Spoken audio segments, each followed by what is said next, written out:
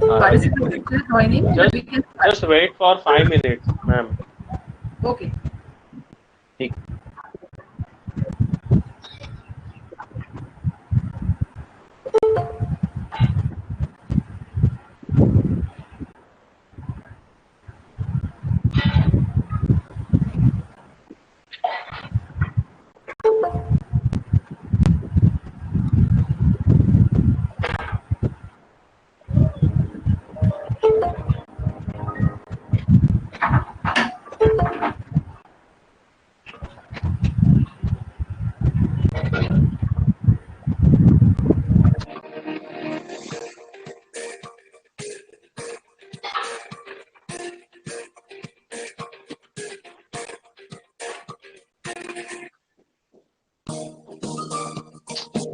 Kumbar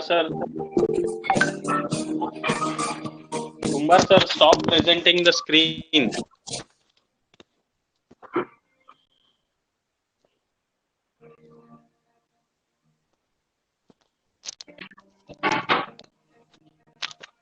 Sir.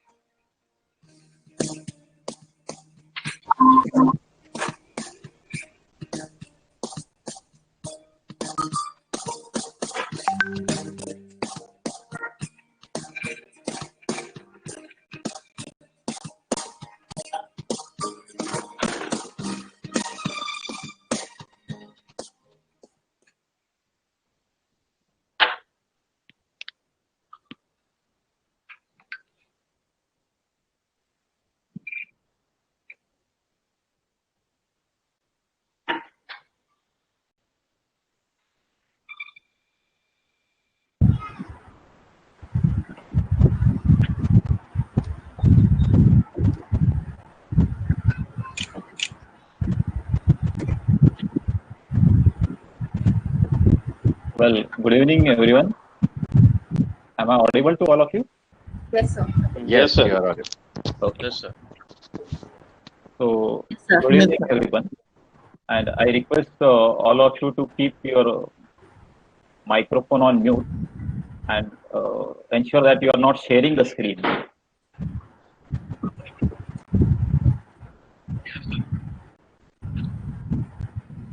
So, on behalf of the management of and the principal of the Bharati Vidyapeeth College of Engineering and Institute Innovation Council IIC Cell, what we call that, I, Professor Ajay S. Dongade, of Mechanical Engineering Department, as well as in a capacity of President of IIC Cell of BVCOE. I welcome all the participants as well as the speaker for the today, Mr. Dipak Roda. To brief about the institute, our institute had established BOCOE, IIC BOCOE, that is Institute of Innovation Council, as per the norms of Innovation Cell Ministry of HRD, AICT in November 2018. So we had almost completed now 2 years of establishing this IIC cell. The primary purpose of the IIC is to foster culture of innovation in higher education institutions, right from idea generation to pre-incubation, then incubation, to the successful startups. In a series of various activities and events, today we will be having session which would be helpful to identify opportunities for the startups and for setting up the your own business like that. So we have with us today a very renowned and very well experienced personality with us. It is a great pleasure for me to introduce Mr. Dipak Roda. Mr. Dipak Roda, I welcome you first of all, and Thank you so much. And I thanks you for accepting our invitation and be a part of the today's session. And you had really taken spare a good time for us, and of course spare a valuable time for us. And it will be a good experience, a good knowledge sharing with the institute, with the student community, as well as the faculties of our institute and of the rest of the institute. Sir. Thanks again for there.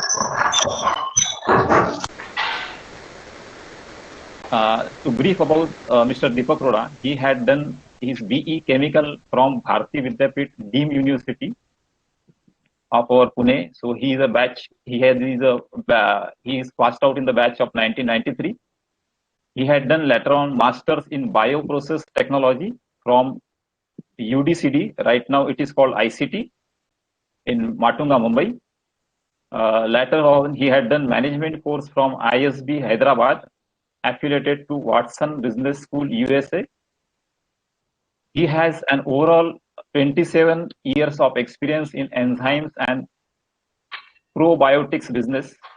He has traveled to over 34 countries and has established businesses across 16 different industries.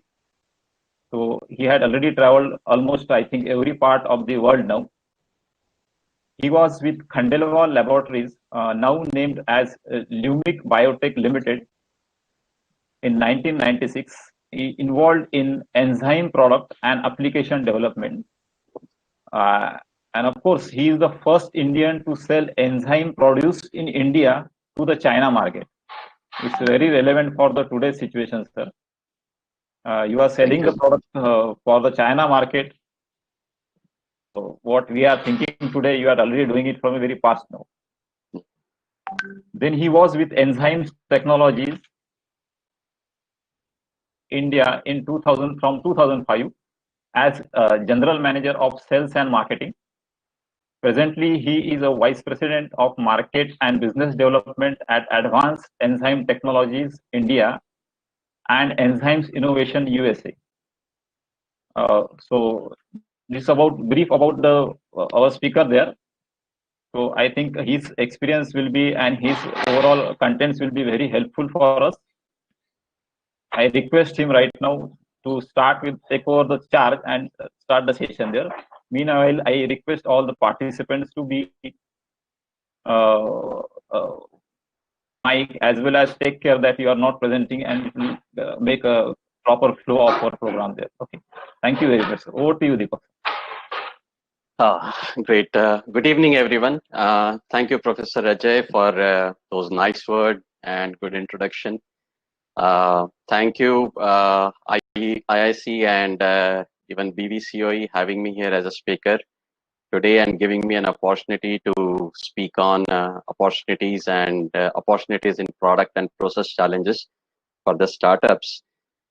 It's my pleasure to present you on all this. I hope with the experience what I am carrying so far, I'll be able to share some insights into the startups. So what am I going to do is I'm going to share my screen. I have some presentation there. I would request if we can make this as a dialogue rather than a monologue, which means only I'm talking and you guys listening. No, let us make it more interactive. So that way, if you have questions and everything, I think everyone is aware of how to ask questions with the chat box and stuff like that. So if we could do it on dialogue basis, that would be more interesting, and we all would be able to make more out of this session. So interactive thing is that's going to be helpful. So I'm going to share my slide, right?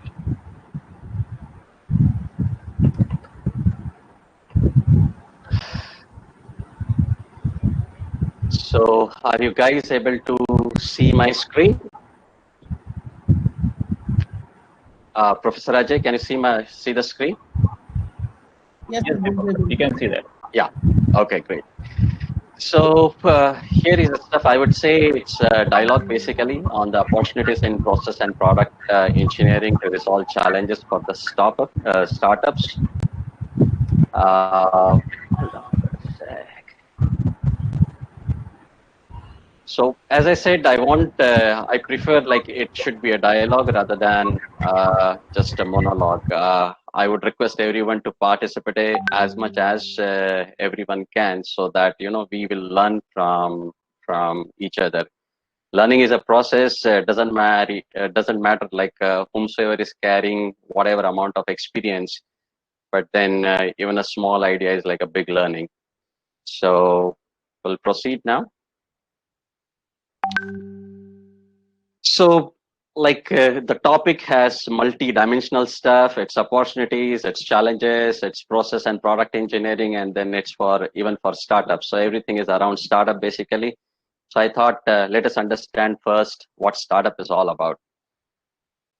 A startup is about an individual basically. When an individual wants to become an entrepreneur, he will come up with an idea or a project, or even he would like to set up a company.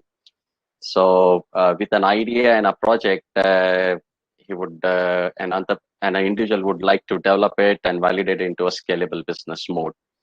So that's about a startup. So a startup is about an individual who wants to become an entrepreneur. It is also about a new business, basically. So someone would like to establish a new business, or already has a new business and would like to turn into a big company. That's about a startup. But when an individual is starting a company as a startup, then it is not about by himself. So he becoming a founder, yes, he's a founder, but then it's not about like by him or himself, but then it is about something beyond founder. So it's something beyond founder, means it's the team who is going to get involved into a startup. A good startup would be around a good idea. The idea has to be validated. A good startup is also about an ROI. So the ROI means it's like a return on investment. Many startups today, they have been failed because return on investment is beyond 3 years and 5 years and 7 years, and otherwise like there are no funds or there are no cash flows there. So like putting up in a startup is about you need to first look at the idea, validate the idea, look at the ROI, look at the cash flow, and then probably put up into starting up a little bit a new company there. So today, in case of India, basically, the the failure rate of startups is really high, and there are reasons to it. So we'll see as we go on what are the factors which are affecting the startup, and then what opportunities they are there. So why do we need a startup basically? So as we've seen, the startup is about an individual. So individual would like to earn money. So there is a need of earning. He has to earn his bread and butter for day-to-day stuff. There is a desire with an individual to become an entrepreneur. So because of entrepreneur, someone would like to start on a company.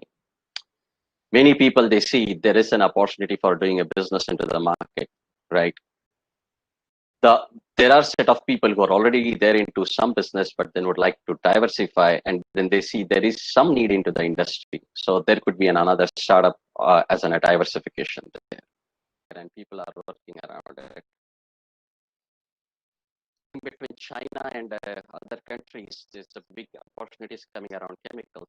Like India is depending on China for 60-65% of their APIs or chemical demands, and we got to become self-sufficient. So people are working on that. There's also providing like alternate energy resources. Today with Middle East things they are going on, we never know what oil would be there. Though the oil price has gone down, but as a crude, but then the oil or the gasoline price, they have gone up in India. So people are looking at like, hey, what are the alternate energy resources they would be there? And it's also about the cyber security.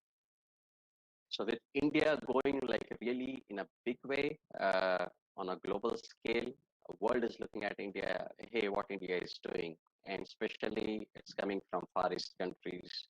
So there are a lot of cyber looking at, hey, what's going on to the cybersecurity. So all these, they are need, and it's like we all will be surprised. These needs, they just come up in last 3 months, and in last 3 months there are more than 1,000 startups which have been already registered. that's like commendable stuff. So that's what the startup is all about. Like what does a startup means, what was the trend, and where we are moving on, you know. So if we can define what could be a startup, if we put all this together and see what could be a startup in India, it could be anything and everything which can earn money. Money is like a primary criteria today with the people going off job or companies cutting down the pay scales. How do we earn money? So it's anything and everything about earning money. It's also about taking innovation to the market. Someone has a bright idea, but then how that could be taken into the market. It's about bringing convenience to the users or the consumers. It's also about resolving challenges. It's about bringing entertainment to the living being also, because with today's lifestyle, the entertainment is totally out. It's about killing dependency as well. Only one single source of earning money, no, that's not good. So people have to look into alternate stuff, and startup can kill dependency. Startup also helps to generate like an forex. Someone could trade into a forex and then do it. Forex means like a foreign exchange, looking at foreign revenues, and this will help national economy. So all these ideas or these processes, they could be a startup. So startup is not like an just selling one particular thing. No, anything. Startup is about bringing convenience, bringing solution to the challenges what society is facing or what consumer wish today. So for the rollout steps, there are a lot of challenges, and the challenges are steep. One needs to take really a big steps to resolve these challenges. So the steps to roll out startups are: one needs to identify the opportunity. Also, if there is an idea, need to validate the idea and the opportunity both. It has to be validated through a screen of like if there is a situation of need versus demand. So is there is a need into the market, or is there is a demand into the market, or is it a need of individual? So in other words, if we look at it, we can say it is push versus pull. So if it is my need and I'm putting that as a startup into a market, then it is about pushing. Now, pushing is going to be like an uphill task. You're pushing a stone uphill. You will require a lot of energy and effort to push that one. And that will increase the chances of failure. So we need to validate the idea where pull from the market, and that would go on like, you're throwing down something down the ramp, and it will just roll on its own. So looking at an idea, working on an opportunity, analyzing push versus pull stuff, then one need to look into, hey, doing a basic research around all this one. Say it's an idea of doing XYZ. So there are many different experts for around that XYZ. One should go and then interview those experts around that particular idea or industry. Develop a final solution and start doing business. So the small baby steps could be acquiring a beta version of it. Beta version means like there may be a little small company lying down the corner or somewhere, so acquire that. So you have something to hop on, a step up version. The another way is to acquire the unknown customers as well. So there's already some consumers, and then you just say, hey, I can do this for you, and you have those customers getting it on. So those are like a baby steps towards making startup successful. While we are doing a startup, you need to come out with a brand promise. So create a brand promise and ensure one needs to deliver that brand promise. I mean, all before it is like a setup for a big and huge expansion, and then finally roll out. So those are like the rollout steps for the startup basically. While doing this one, there are several challenges, and to name a few, it is like a big challenge is creating a whole business process. The whole business process is like creating around an idea XYZ, and then how to do right from an R&D until like in a final bringing back money from the market, a big process. Several different steps are involved.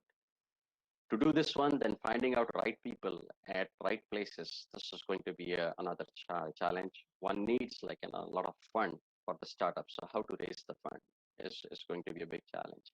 Scaling up is going to be another step. One cannot do like from day one. It's going to be huge because the capex would be really big unless someone has internal finance or a good investor around a big idea. This could be done on from day one. So one need to really look up at that.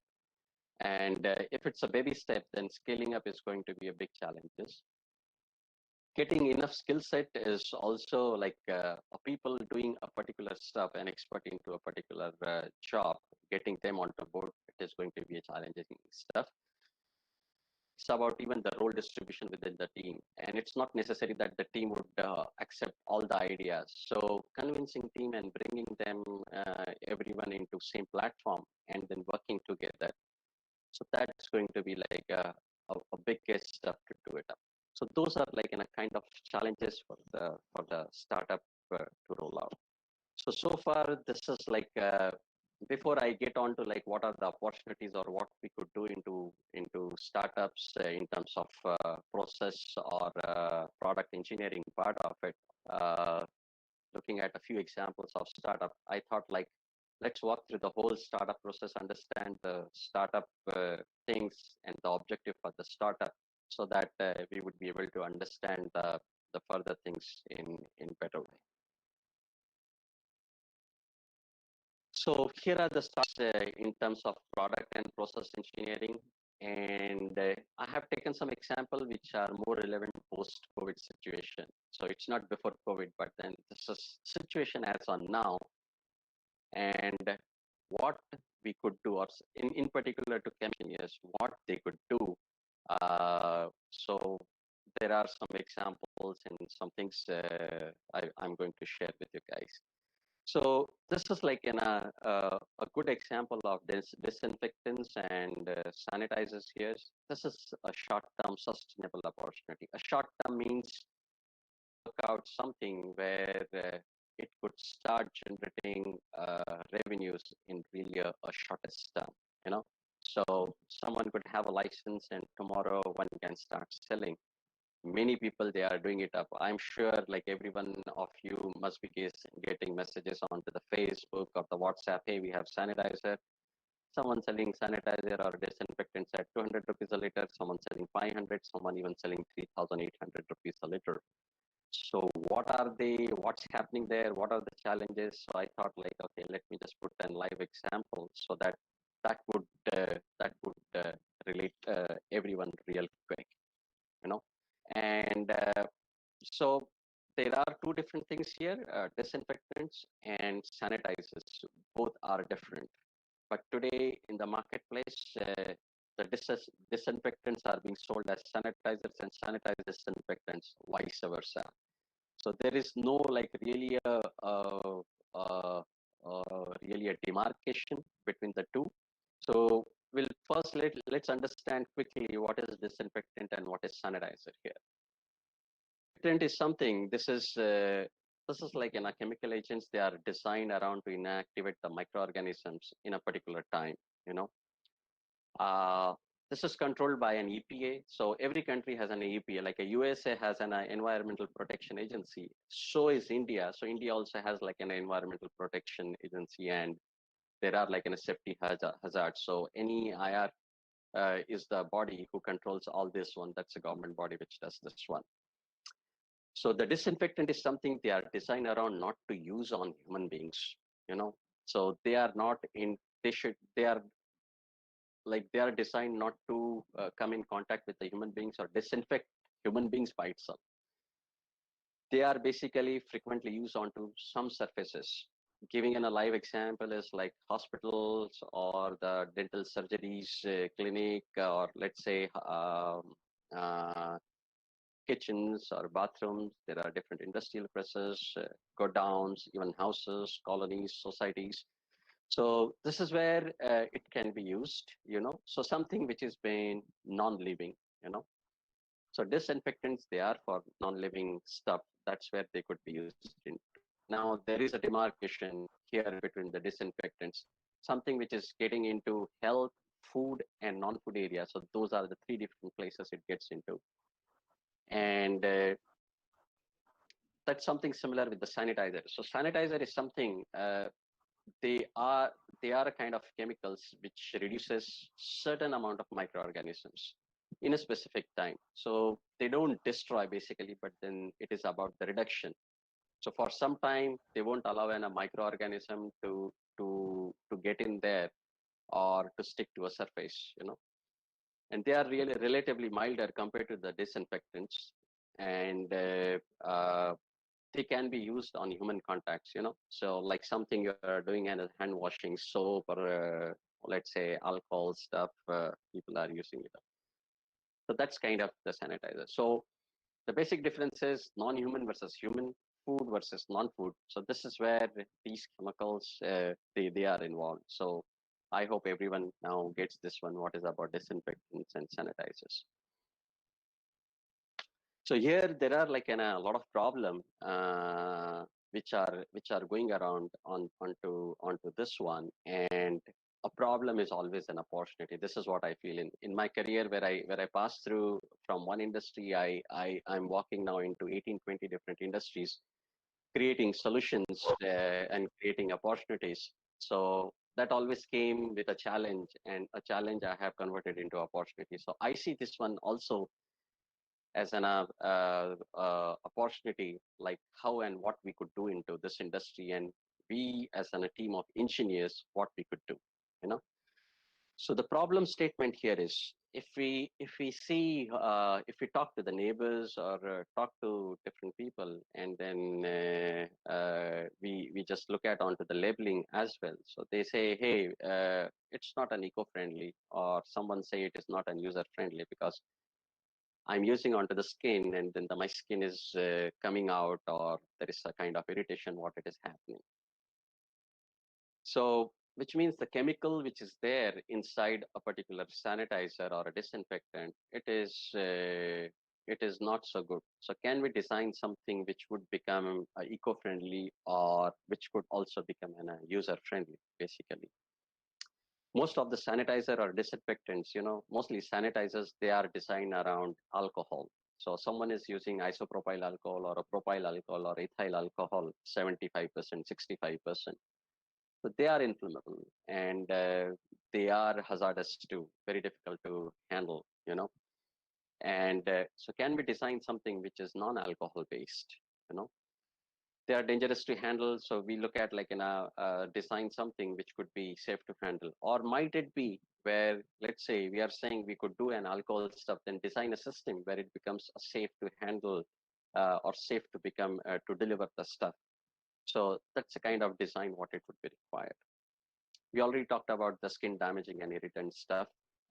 Storaging a raw material for these particular product, that's like a big challenge. If it's a chlorine base, then it is going to be highly corrosive. And if it is going to be an alcohol base, then a little temperature high, and then it is going to create pressures within the storage vessels, and it's going to blow. So, and this is with a common user. Of course, the people who are already dealing into alcohol, and the pro people, they know how to do it, and they have a desired setup. But then for a startup getting into this one, that's going to be like a big challenge. So design something where it becomes like an easy to store. Uh, Many alcohol, they are partial in action. They don't kill like all sort of stuff, or you cannot use to a level where it would always help to kill it up. Like applying alcohol on bare hand for 3-4 times in a day, and you can see the skin is coming out. So one would stop applying that one. So that also opens up the space for the infection to grow in a way. So that's how I say it's going to be ineffective and partial in action. So can we do something where it will be more effective and very good in action about it? The currently, whatever it is designed, the active compounds, they are not easily available. you know uh, uh, getting into alcohol, which is controlled by the quota, in particular to India, it is controlled by the government, and then you need to have a special permissions and getting onto it. So it's not easy to get the alcohol as well. So can we do something where it is easily available, easily synthesizable? So one is producing alcohol by itself, in giving like doing that in a big plant and going through a big distillation process, high temperature and high pressure, which is like really a big hazard. Can we synthesize something which is like really a short step, and in 2 steps or 3 step synthesis, and then one can come it out? So example like BKC compounds, or something which is bio-based. If someone can do it, which is more easy to produce and eco-friendly to do it up, so someone could make that one, which becomes easily available. So there are like no controls and stuff like that. And it's like about the way today the sanitizers are delivered. There are a lot of wastages basically. So spraying stuff, there are no proper spray system, or putting a hand sanitizer within a leg pump, or putting up with a hand pump, and you don't get the kind of amount you actually require to use basically. So maybe half of it or 1/3 of it is like going of waste, so someone is using extra on that one. So can we design something by way of smart packaging, or doing it like in a good efficient transport way, or delivering the right way of application, so that the wastage are minimized? So with the current problem statement, there are a lot of opportunities, they are there. So the problem becomes an opportunity, and then that's where people could hop up into an startup basically.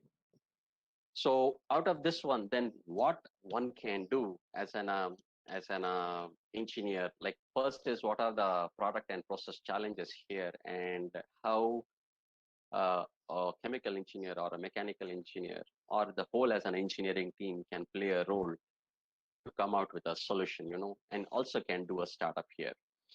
So as we seen in one is the compound. So can someone look into, by way of being a chemical engineering, like do a simple synthesis steps, synthesize one particular molecule in short step at a room temperature conditions, or doing or ambient conditions, or working on a bio-based product and synthesize a molecule which is equally effective, So one doesn't have to do the so this could be a long-term project basically. But it could also be equally a short-term project depending on what compound we are choosing into. So something which is really easy to manufacture. But then it should be also user-friendly, and then it should be also active compound. So there could be always a debate between a bio-based and a chemical-based. So big role of chemical engineer to do it up. Now, once the compound is selected, then the way and the process or the methodology which is required to adapt to produce that in a quicker way. Now, can we make an unit where, let's say, it could be produced in every home? Can someone imagine like, hey, I have a sanitizer I'm making at home? That would be something which is like an out-of-box thinking. And then delivering those, just a package where you say, hey, you put everything into this, and then your sanitizer would be done basically. So that's in a kind of thinking where it could be done. So again, then the team of chemical engineers or mechanical engineers, hey, they could get into that one, design a box or a tool or a system where it could be done. Now, someone would say, hey, this is far-fetched. It is going to take a lot of time. Yes, I do agree. That goes like in a really big. But then whatever I'm saying is there's nothing like in a beyond a year or a year and a half kind of stuff, because a lot of research which has been done, and one could step onto some research and then build upon that one. If someone needs in a short term, then there are a lot of active ingredients, they are there. So example, BKC compound or alcohol, but then they are being sold as is. So can someone design a formulation? So a role of chemical engineer. Can someone design a formulation where putting alcohol along with the emollient esters or skincare compounds basically, and delivering that one with a good aroma, so someone would really also enjoy to use that one, and also it has to be cost effective, really at the cheapest price one could afford it. It should reach to a mass people, basically. So can someone design that formula and then put that into the market? Now, delivery of it is going to be the key. So someone should not overuse it up, or it's not like in a waste. So it's a packaging delivery system where based on sensors, basically just a 10 ml or a 5 ml or a 7 ml of and a compound which is coming out of that one, and someone is using it that effectively. So that's where the role of mechanical engineers would come in. Hey, can we design a package and also look at it how efficiently one could transport it up? You know, a product design should also be around looking at where it is going to be used. So something as an universal. Today, if we look at like in a chlorine, chlorine is, if it is getting into human body, it's going to create a lot of problem. Long-term use, they are carcinogens. You know, so can someone design a compound where even if it is consumed by humans or come in contact with human, then it is healthy or it is safe? So it's around humans or it's around food or non-food industry. And if that is a universal, rather than demarking it like, hey, this is for food or this is not for not for food stuff. So widespread usability. So that's where like in a smart thinking, a good opportunity to work on that one. You know, as I said, like in a packaging design to reduce the wastage and optimal delivery. And for doing all this one, people would be looking at especially in terms of disinfectants and application instruments, you know. So spraying something onto the surface, a lot of fog, a lot of mist. So how one can avoid that fog and mist and still do the disinfection way? Someone could really look into it. Do you want to do a UV way? How effective that it is, whether it is doing any harmful stuff. So all these things that could be very well played or designed by someone who is like teaming up, having a background of a chemical engineering or a mechanical engineering. So that's like a good team work. So the the output is about disinfectants or sanitizers, but we are looking at it and every step there are so many things which are required. Even someone picking up in a packaging, only packaging could become as a startup, or someone is picking up in a logistic for safe delivery, that could become as a startup. Or someone is looking at the waste which is coming out, treating that waste, that could be also becoming a startup. So many different startups, they could come around from this particular stuff. You know, there are some companies who are already invested in like, I don't know if you guys have seen in, I'm sure many of you have seen in something called startupindia.org, and if you could see, there are huge number of applications around all these things one. And this is a need today, this is the need for next 4, 5, 10 years, because this is going to be a part of our life every day with viral infections. They are coming up. So that's like one kind of case what it is there. A short-term stuff or a quick return stuff. There is another opportunity where it could be a midterm scenario, but then yet it is sustainable.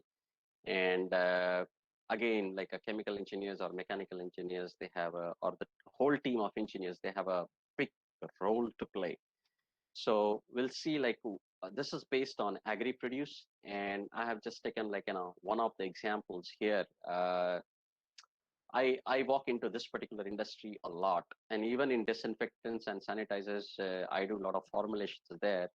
But then in this particular industry, like I'm doing a lot of work here, so I thought like let me take a live example also.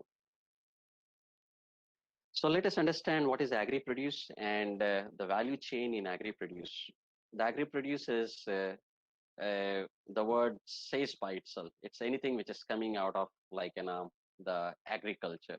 Anything which is done by the farmer is or on the farm is nothing but an agri produce. So a direct product or a derivatives of it. So a direct product could be fruit, vegetables, grains, pulses, you know. All, so these could be a direct product. If it is a value-added products, then it could be spices, juices, purees from coming from fruits. oils from different grains, cereal grains or the oil seeds, basically. Further derivatives like biofuels coming from oils, or alcohol, beer, or wine, which are derivatives from the juices or the fruits or the grains. So many different things. So all these gets under agri produce. So if we see like in a Nashik as an example, that has become like in a big hub for the startups doing wine production. A lot of grapes and everything that has been produced there. Farmer having like in a 4 acres or 5 acres of even grape farms, they started making wine and doing customized wine and selling that to European markets. So that's kind of like a huge stuff, you know. So one good live example of agri produce there. So how does agri produce work basically? So in agriculture, you need to have a land. So a farmer has to have a land basically. One needs to manage the labor. Water is very important, and you need to have some hands-on experience in terms of technology. The technology could be right from sowing seeds until reaping crop, until selling the direct produce, or processing the derivatives to make it a value-added product and bringing that to the market. So this is like the down chain. The up chain gets onto is the market will give money back. The money is added for the growth purpose. The market will come back with a demand saying that, hey, we don't need like this, but then we need like this. That gets back into processing, or it will come back into production, and finally it would come back into the farm. So example, someone wants like we are making example puris, but then we are using a lot of insecticides or pesticides which are chemical based. People would say, I don't need insecticides or pesticides, I need something which is different. So you go back and then start doing farming without using insecticides or pesticides. So that kind of stuff, what I'm talking of basically. It's a lot of learning from the market. So this whole thing is a cycle, and this cycle is all about value chain. So today, a farmer is selling through a broker, and a broker is selling it to a company, and company is selling to the consumers. So end of the day, the consumer is getting like a really expensive product, and farmer doesn't get the required value, right? Now, what happens if we design something where as a startup, where we bring a direct farm produce, or a farmer is bringing directly a value added product to a consumer, cutting down the stuff in between. So that's a kind of example what I'm trying to propose here, and then that could be like a good startup there. So some of the problem statement here is today, which is more relevant today. The first point is the fresh farm produce, it is not reaching to the consumers. Today, if we say you want to step out and buy out vegetables or buy out some, I would say, the fruits, then we don't get it fresh, or we are not sure what quality we are getting it. For the sake of getting it, we are getting it and we are having it. That has a lot of impact onto the health, and rather many people they are getting devoid of it. So can we do something to bring that fresh farm produce to the end user on everyday basis? So what does that need? That needs like how efficiently we produce it, how we can clean produce with no use of chemicals there or everything, how we can clean that stuff, how we can pack it in a safe form, and then bring that safe stuff to the consumer, which is like fresh stuff. So packing, can that be a vacuum packing? Transport, can that be a cold chain transport? And in how much short time we could do it up? Are the farms nearby? Can we do a different spots? Can we do a contract farming? So all these stuff they could be doing.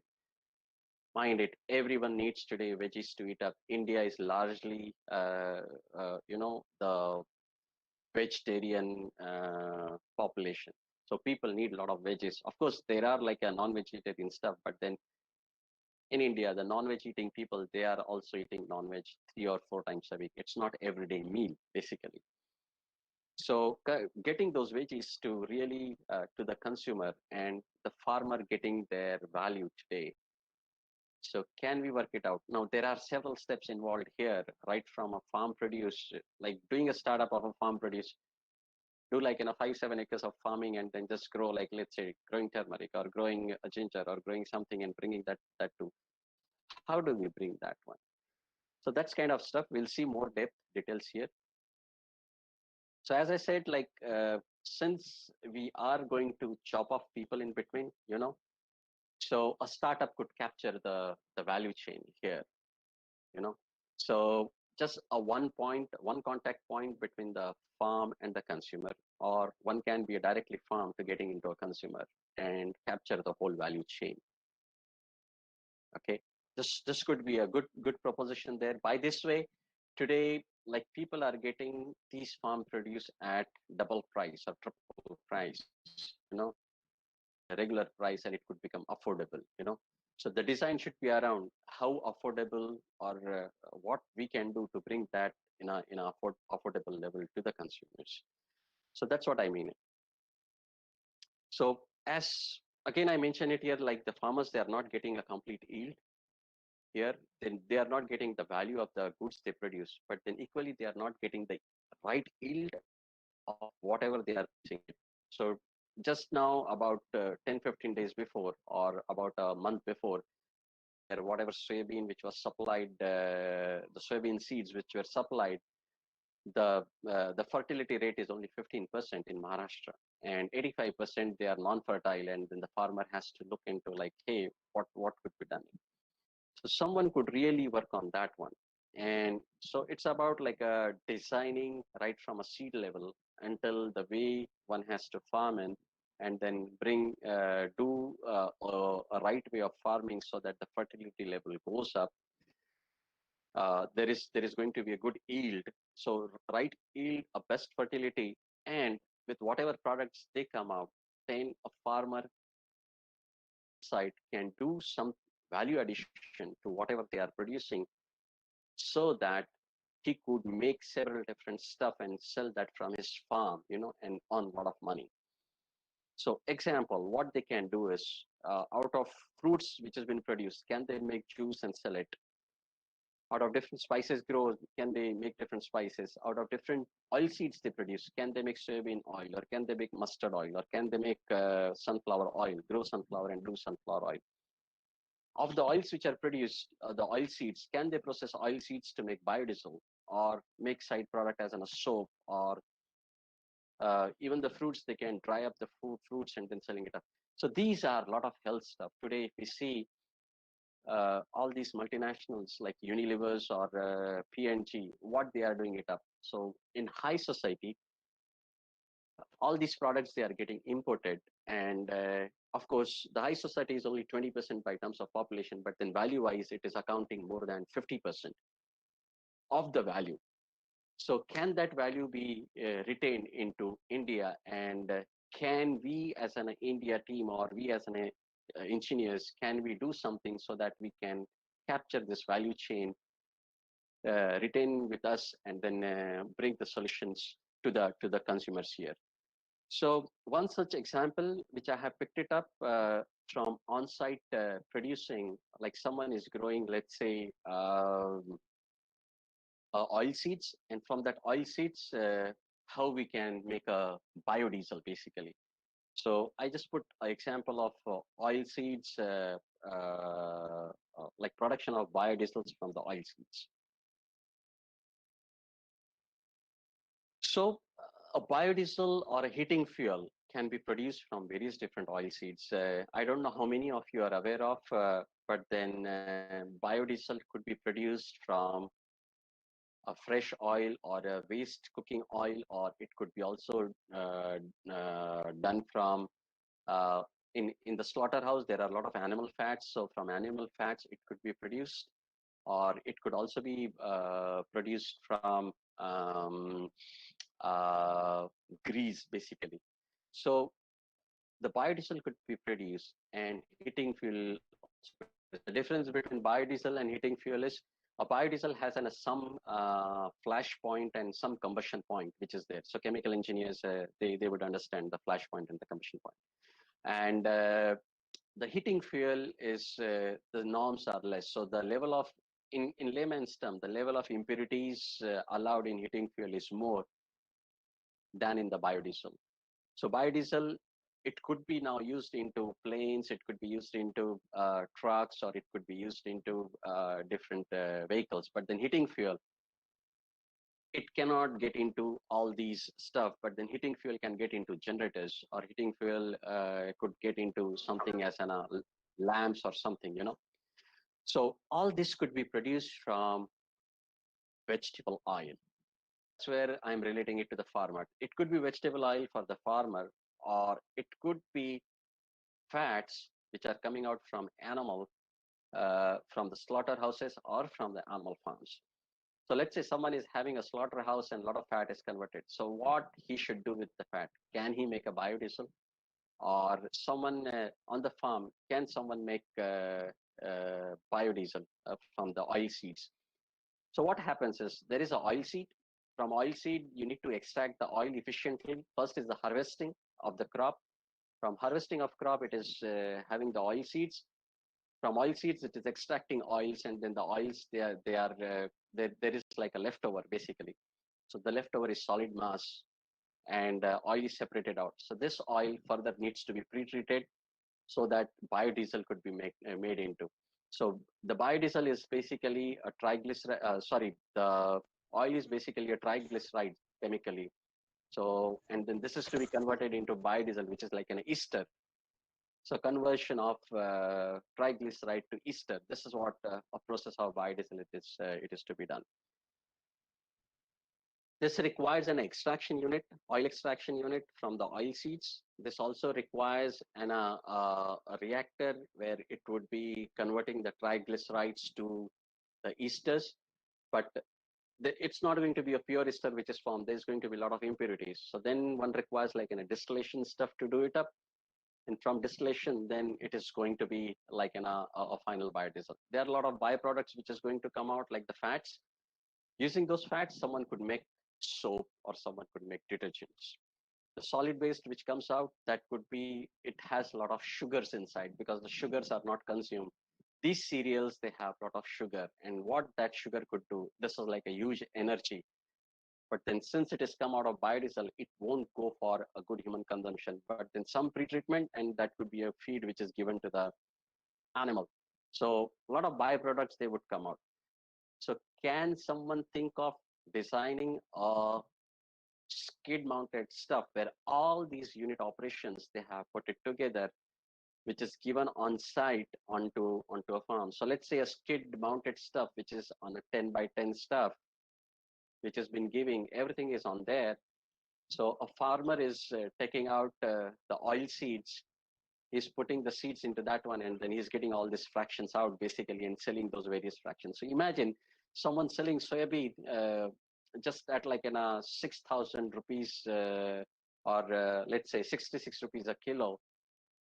Probably he could end up selling the same soybean in terms of value added product at 666 rupees a kilo, 10 times of value addition. And this is happening, believe me. So in United States, where I have seen working, this is like in a kind of skid mounted biodiesel system. This is 10 by 10, and this is able to handle like 10 tons per day sort of processing basically. So 10 tons per day is like, we are talking of 100 quintals every day, and that's kind of like in a huge animal, huge farm one would be requiring to do it up. But and this could be done in a very small investment, So a designer has to think in how one can do this into a smallest investment. Now this could be taken that as a single project, as a startup, or it could be turned into a different unit operation as a startup process. So on-site oil extraction unit, or on-site soap making unit, So all this stuff that could be delivered to do it up. And you can look at it here with a lot of process engineering or unit operations. These are involved. This is whole like a working of chemical engineers and mechanical engineers being together. So this could end up in doing up a startup as a business by itself, or as also as a consultant to get into these companies who are already doing the stuff. So it's not in India. It's happening in, let's say, Europe, or it's happening in US. But then can that be done in India? Because India is like in a really in a high agri produce this one. So like example, chemical engineers, mechanical engineers, you could do a lot of unit operations design, or you could do a lot of I would say reactor design or nut bolt design or a go-kart design or something. But then is it going to be sustainable? Is it going to be scalable? What kind of revenue it would be bringing in, and what scale you want to operate it, you know? So this is what it is. So world is moving towards fuel. So why not to look at fuel? Why not to really hit at a top bracket? So like last year, end of last year, there was first flight on biodiesel, which took off. It was successful flight for 17 hours only on biofuel, or like a biodiesel stuff, which has happened. So imagine like where the world is moving and what kind of opportunity one could have it getting into this one. This could also be a national agenda, because working on something which has been a farmer driven and farmer looking at an a value addition stuff, this this would be a great startup to do it, according to me. Some other examples for startups. So that was like in a big example. So some other examples for startup, like today you see Ayurveda is gaining a lot of weightage worldwide. I don't know how many of you know this one.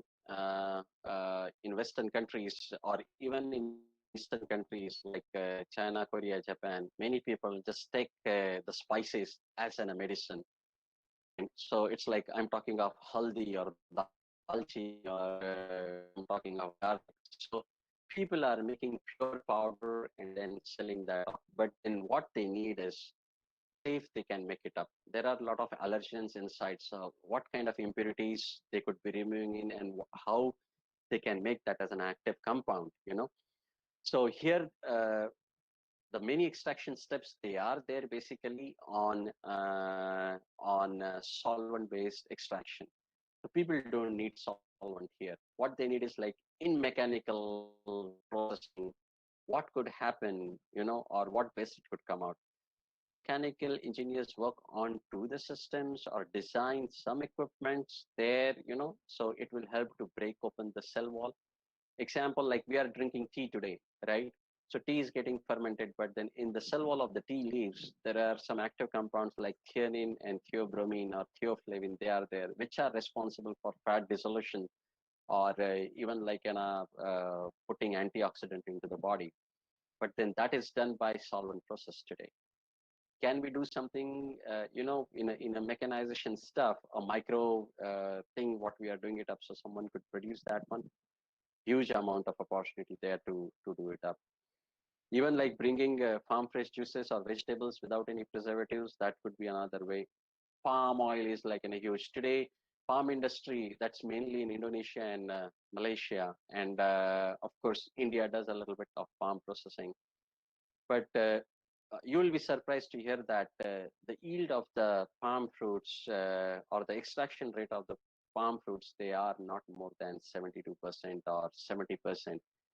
60, like 28 to 30% is going waste today, and it's because of not right process or not right set of equipments they are there to process the palm fruits. So can someone look into like the mashing of the palm fruits, design equipment for the mashing of the palm fruit by itself to do it up so that the palm oil could be produced? And this could also be a skid mounted stuff where someone is producing a palm, planting a palm fruits basically, and they could do it on site, and crude palm oil could be given to the refineries where, example, Godrej is doing or Patanjali is doing refineries, all that sort of stuff. So that could be done. That's another stuff to do it up. Waste is like so those are like in a kind of agri opportunities to do it up. Waste management and recycling, that's a huge opportunity or a huge business. Imagine like in everyone's house there is a dustbin, and people throw many different stuff in dustbin and it is stinking, you know. So it's already there in Singapore or in Southeast Asia. Someone has designed a biodigester, which is done only in the home house. So your home waste, you just put this into a digester, design a digester, basically put this into it, all the waste. So there is no smell, there is no aroma, no bad odor, or there is no waste which is coming out. All you should get is like a really a digested stuff which has a lot of value added stuff inside, and that could be used as a fertilizer into the farm. So which is like an organic source of fertilizer, because it's a domestic waste which is just coming out. Or else it's like a road cleaning. There's a lot of tree waste which has been coming. So I would say a lot of wood waste which could get into.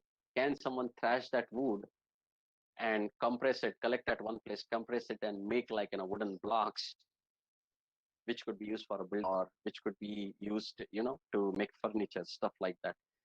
Many different things that could be done into it. Plastic is another example. People are in Western world, people are building roads out of plastic now by compressing it, or they are recycling this plastic to make biodigestible plastic. Can you think of putting a biodigester with a bioplastic, like given an enzyme or given a product or give a chemical where you just put into the plastic and then it gets dissolved? Just put into a small stuff basically, and then you have a plastic, and then that could be collected and get that. So bringing that in every house, so making every house an industry. Can we do this? And lastly, it's like with the China stuff going on, as Dr. Professor Ajay said, like I've been selling into China, and then today everyone is looking at that. So I was fortunate, like I started my career by selling products to China way back in 1995. So today we are relying on China, and it's a huge list of chemicals which has been getting imported from China. Government is looking at it, how efficiently and what India could do to become self-reliant and start producing it. Can someone look into that list and just create like one compound that could be a kind of startup to do it up, and it could be scalable to make that compound and become like a global scale company. So example, like vitamin B12. B12 is very necessary for everything, or D3, which is very necessary, and everything is coming from China. Can someone make a B12 and D3? Very easy to make it up. We are eating vitamin B12 every day. Like if you mix curd and rice together and keep it overnight, what next day in your bowl is like a huge amount of vitamin B12 would be there. Can someone look into that one, make natural vitamin B12? It's all natural resources what we have, and one could make it up. So what I mean to say, these are all ideas. One need to really look around, and see, like there are ideas which are floating around us, and one could really pluck into that idea, and then put that into a working mode, and it could become like really a big stuff. Remember, while doing all these stuff, so it has to be like a scalable, it has to be a sustainable, it has to be a need, it has to be a pull from the market. So this is where someone would need to look into while picking up the idea, rather than you just doing it up that, hey, no, I have this idea and I want to push it up. But then work around that one. Either you create a need for a push, or that is really a need into the market. That's where like the success rate of the startup would go up. Sorry. So coming to the end, towards end, it is like the startups. It is about selection, and engineers can do a good work on the startup and selecting the whole stuff. What I believe, I as an engineer, I believe that without engineers, there cannot be any startup. Any startup you do without engineering is not going to be there. Even if it is an IT, or even if it is in a food chain, without engineering stuff, engineering aspect, one cannot do or take the product ahead basically. Or even if it is like a motor vehicle or automobile or something, end of the day, it is going to be an efficiency. So today, Uber in US or in Western countries, they are working on designing an efficient engines or stuff where the mileage could go up, and they are providing cars by themselves so that they are trying to bring down the cost. You know, so that sort of stuff which has been happening. So automobile engineer getting into it, a mechanical engineer getting into it to design the engine, look at into how they best could design the engine stuff. So without engineer, there's no startup. A startup could be a short term, it could be a mid term, it could be a long term. One could choose the ideas and everything depending on his or her own convenience, depending on the fund which is available, depending on the capital one would want to deploy. It has to be sustainable, ensure that there is anything and everything which has been sustainable, you know. If the idea is good, there is always a growth potential. We are like the whole thing should be around the convenience, you know. So the moment we are bringing convenience to the people and making people lazy, as much as lazy we are making people, this is going to be a big success or bring higher success rates. Ensure that the return on investment, it is not more than 3 years. It has to be less than 3 years. Anything about 3 years, it is going to drain money, suck out everything in terms of energy and everything. One would get bored and will leave up, end up in losses and close this basically. With whatever startup you do, identify there is going to be something as an unique. So there has to be a uniqueness. May it be a regular stuff, but then you say, this is my value proposition. So in my earlier slide, I mentioned it has to be like you have to make your statement a brand value. So you create a brand value thinking of that one, and you know, like, okay, this is my brand value, more pure. Now you look at like in a Kent, getting into Kent are selling water filters, but then their theme is like saying the purest water. So what it is going to be a purest water? Is it Avian, which is not going to be pure? Or is it like in a smart water which is not pure, or is it Bisleri which is not that pure? So what is different than, you know? So but there is something which is created and people have stuck to it basically. So like that, you need to create your brand value, which is important. I like this guy. I don't know how many people know Sid Gooden, and I keep on reading few books or few stuff which has been there. So he's one of the guy who did startup by doing one simple thing. He started packaging books and delivering those books to the people. That's it. So it's like what I've seen is it's a convenience. And later on, he got an investor, and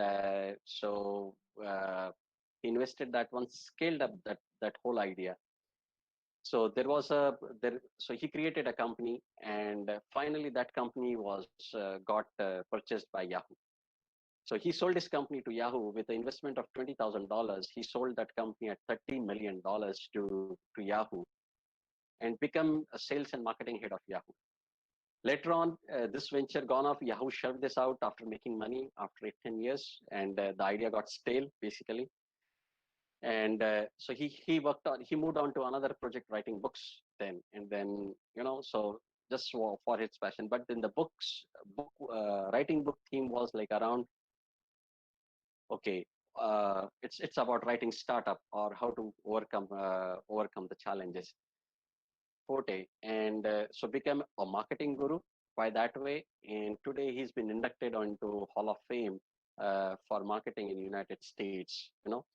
So that's kind of credibility. So the guy went on to just creating an idea, and around the idea he just created the need to the consumers, making them more lazy and delivering them value, earning his own stuff. So all I see is it's convenience. As long as one is bringing convenience to the consumers, or bringing value addition to a process, that's kind of like a really a good startup. That's what it would do. And none of the startup would do without an engineer. Engineer has a lot of role to play. But not only engineers, it has to be a big teamwork, but then engineer plays a lot of substantial role. So with that, I end up my presentation. I thank you for everyone's patience hearing me out. If there are any questions or queries, feel free to ask about it. I'll be really happy to do it. Of course, whatever I shared came out of my thinking, my experience. Uh, there could be various different ways to do it. What I presented may be one of the ways to do it. So there could be a better side of it, or there could be a worse side of it.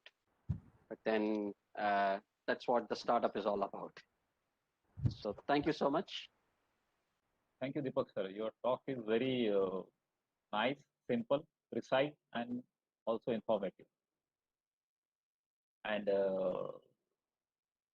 you had started from right from your short-term opportunities for the startups till up to the long-term opportunity.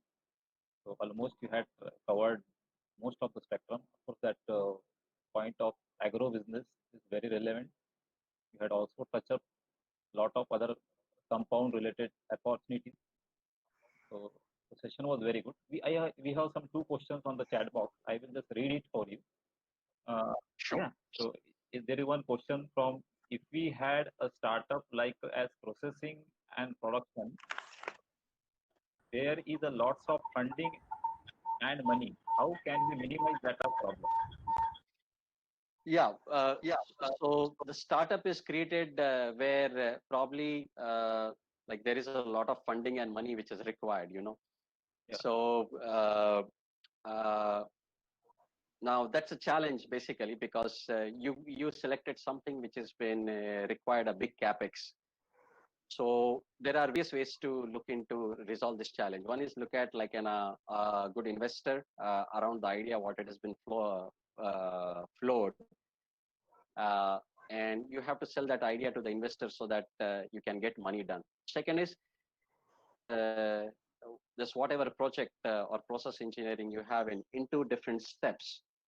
So let's say in first step you may have some product. In second, like you have decided to, you have gone to, like you want to go to Delhi, but then before getting into Delhi you have to stop at Baroda or you have to stop at Surat basically.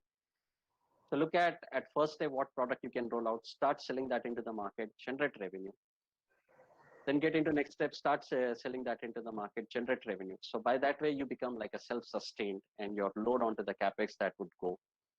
Lastly, there is like around the idea, there is a lot of funding which is available from the government. So you can ease down your load from the government as well. Like startup India.org, apply that one and a lot of funding would be available. Yes, sir. One more is there from our YouTube chat section. Yeah. Can we produce high quality petrol? Technology, what it is available, it is not economical. The cost of production is up compared to the synthetic or petro-based, the fossil compound basically.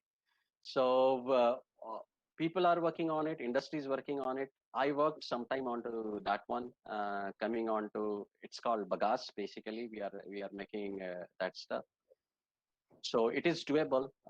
People are getting it up, and there are a lot of funding from U.S. governments and different companies who has already done it. So some example like in China, Sinopec is working, or in U.S. The whole U.S. government is working on the whole project. Good idea. That's my answer. Fine. Audience, if you have any question, you can unmute yourself and you can ask.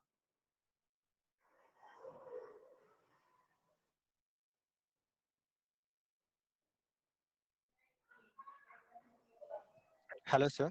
Yes. Yes.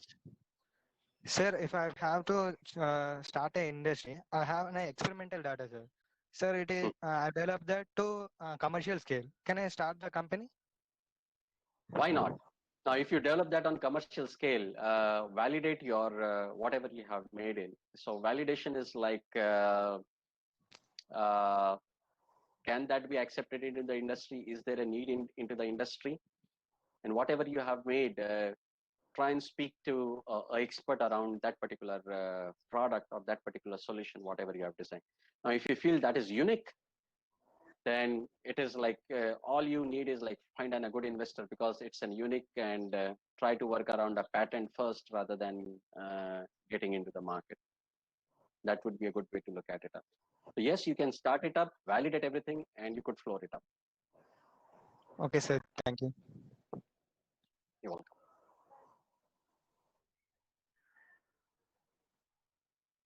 Professor Ajay, you have to unmute. Your voice was not there.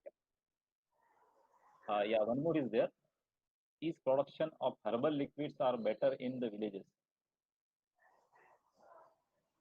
Yes, that could be provided. Villages are taking some precaution. You know, that's the best place to do it up. The precaution is in villages when herbs are produced on the farms. There are a lot of insecticides and a lot of pesticides which are used basically, and so there is no safety which has been taken care. So the farm has to be mended in such a way where all these things they should not be there. A right process steps that has to be involved, so the impurities they are getting, the hazardous impurities they are getting into herbal liquid, they should not be there, and they would be the best one because you are far away from polluting stuff. And herbal processing that requires a lot of pure stuff to do it up.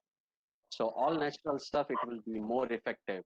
So it could work really best into the remote areas.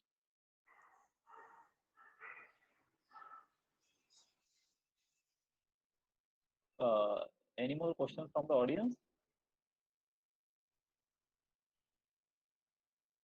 Okay, so at the end, let me thanks again, Mr. Deepak, to have handled the session along with the queries around the questions. The students who have shown the interest in the chat box, we had seen 4 to 5 questions, and it's really informative, sir. I also take thanks to my team members of IIC committee, Rajeshri ma'am, Shekhar Mane sir, as well as Ranjit Mane sir, for organizing and arranging all this session in a short time there. So yes, sir, thank you very much, and we have a good session today. Thank you so much. Thank you, Professor Ajay and whole team, Professor Mane, ma'am, for organizing all this one, and thank you, audience, listening me so patiently. Thank you for having me. It was wonderful, and it was my privilege to present my views on this one. Thank you for giving this opportunity to me. Appreciate it. Thank you, sir. Okay. Yes, thank you very much. Okay, we Thank can. you. Thank you all the audience. Thank you all the participants. Have a nice day and have a safe time. And Thank feel you, your sir. feedback. Give your feedback. Students who are participants who are remaining with the feedback, they can post it now. Yes. Okay, sir. We can stop now. Yeah, we can Yes. stop. Yeah. Yes. Thank you. Yes. Thank you. Thank you, sir. Thank you. Yeah, bye.